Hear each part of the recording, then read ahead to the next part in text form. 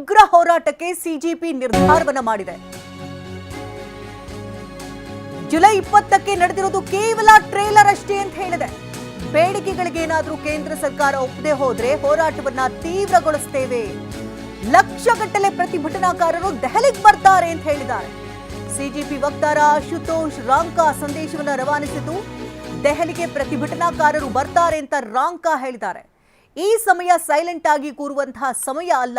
ಕೇಂದ್ರ ನೀಟ್ ಅಕ್ರಮಕ್ಕೆ ಬಿಸಿ ಮುಟ್ಟಿಸಲೇಬೇಕು. ಇಲ್ಲದಿದ್ರೆ ದೇಶದಾದ್ಯಂತ ಯುವಕರು ರೊಚ್ಚಿಗೇಳ್ತಾರೆ. ನಮ್ಮ ಮೇಲೆ ಎಷ್ಟೇ ಎಫ್ಐಆರ್ ಹಾಕಿದ್ರೂ ಕೂಡ ಸುಮ್ಮನಿರಲ್ಲ. ಸಿಜಿಪಿ ವಕ್ತಾರ ಆಶುತೋಷ್ ರಾಂಕಾ ಆಕ್ರೋಶವನ್ನು ವ್ಯಕ್ತಪಡಿಸಿದ್ದಾರೆ. ಜುಲೈ 20ನೇ ತಾರೀಕು ನಡೆದಿರುವುದು ಕೇವಲ ಟ್ರೇಲರ್ ಅಷ್ಟೇ. ಪಿಕ್ಚರ್ ಅಭಿ ಬಾಕಿ ಹೇ ಅನ್ನೋ ನಿಟ್ಟಿನಲ್ಲಿ ಮಾತನಾಡಿದ್ದಾರೆ. ಲಕ್ಷಗಟ್ಟಲೆ ದೇಶದಾದ್ಯಂತ ಲಕ್ಷಗಟ್ಟಲೆ ವಿದ್ಯಾರ್ಥಿಗಳು ಬಂದು ಪ್ರೊಟೆಸ್ಟ್ಗೆ ಸೇರ್ತಾರೆ.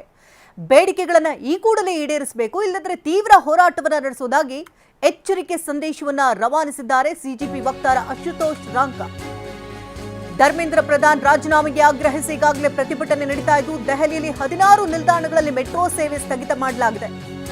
ಲೋಕ ಕಲ್ಯಾಣ ಮಾರ್ಗ, ಹಾಗೆ ರಾಜೀವ್ ಚೌಕ್, ಪಟೇಲ್ ಚೌಕ್, ರಾಮಕೃಷ್ಣ ಆಶ್ರಮ ಮಾರ್ಗ, ಬರಾಖಂಬ ರಸ್ತೆ, ಹಾಗೆ ಸುಪ್ರೀಂ ಕೋರ್ಟ್ ಸೇವಾ ತೀರ್ಥ ರಸ್ತೆ, ಜನಪಥ್, ಮಂಡಿ ಹೌಸ್, ಕೇಂದ್ರ ಸಚಿವಾಲಯ, ಹಾಗೆ ಐಟಿಒ, ಹಾಗೆ ದೆಹಲಿ ಗೇಟ್, ಇಂದ್ರಪ್ರಸ್ಥ ಹಾಗೂ ಖಾನ್ ಮಾರುಕಟ್ಟೆ, ಶಿವಾಜಿ ಕ್ರೀಡಾಂಗಣ ಸೇರಿದಂತೆ ಒಟ್ಟು 16 ನಿಲ್ದಾಣಗಳನ್ನು ತಾತ್ಕಾಲಿಕವಾಗಿ ಈಗ ಬಂದ್ ಮಾಡಲಾಗಿದೆ. ಭದ್ರತಾ ಕಾರಣಗಳಿಂದಾಗಿ ಮುಂದಿನ ಆದೇಶದವರೆಗೆ ಕಂಪ್ಲೀಟ್ ಆಗಿ ಬಂದ್ ಆಗಿರುತ್ತೆ ಮೆಟ್ರೋ ರೈಲು ನಿಲ್ದಾಣ. ದೆಹಲಿಯ ಮೆಟ್ರೋ ರೈಲು ನಿಗಮದಿಂದ ಮಾಧ್ಯಮ ಪ್ರಕಟಣೆ ಕೂಡ ಹೊರಡಿಸಲಾಗಿದೆ. ಪರಿಸ್ಥಿತಿ ಈಗ ಕೈಮೀರಿ ಹೋಗ್ತಾ ಇದೆ.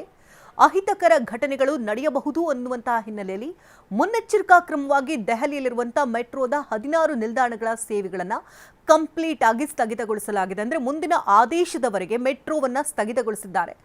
ಹೆಚ್ಚಿನ ಸಂಖ್ಯೆಯಲ್ಲಿ ವಿದ್ಯಾರ್ಥಿಗಳು ನಾನಾ ಭಾಗದಿಂದ ಬಂದು ಸೇರ್ತಾ ಇದ್ದಾರೆ. ಸಿಜಿಪಿ ಕೂಡ ಈಗಾಗಲೇ ಕರೆ ಕಟ್ಟಿದೆ.